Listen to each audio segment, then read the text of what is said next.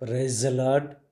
ప్రభువైన యేసుక్రీస్తు నామములో మీ అందరికీ ఉదయకాలపు శుభాలు తెలియజేయుచున్నాను.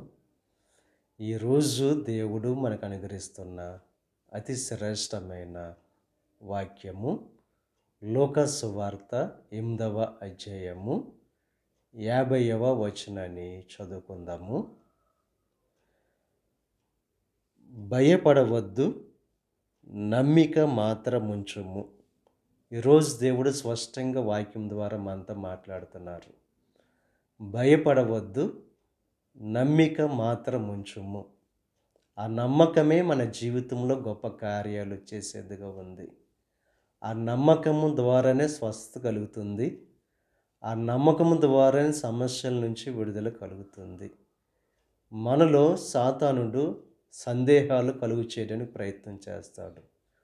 ఆ సందేహాల వలన మన జీవితంలో అద్భుత కార్యాలు, ఆశ్చర్యమైన కార్యాలు జరగడం లేదు. ఇక ఉదయకాల సమయంలో ఎటువంటి సందేహం ఉందో ఆ సందేహాలు మనకు భయాన్ని కలుగు చేస్తాయి, కానీ మనలో విశ్వాసం అనేది ఉంటే ధైర్యాన్ని కలుగు చేస్తుంది.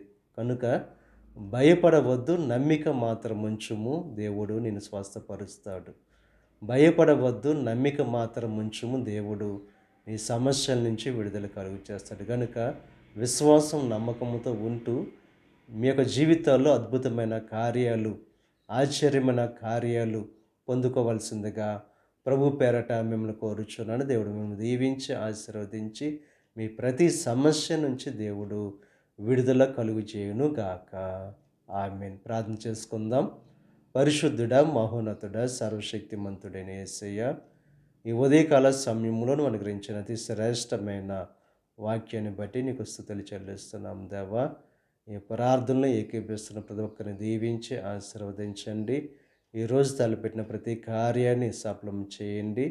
వారి రాకపోకల్లో నీకు సహాయం అనుగ్రహించండి. ఈ దిన ఆశీర్వాదాలు ప్రతి ఒక్కరి మీద మెండుగా క్రమరింపచేసి నీ దీవులతో నింపి నడిపించమని మా ప్రభువైన యేసుక్రీస్తు నామం పేరట వేడుకొనుచున్నాం తండ్రి. ఆమేన్.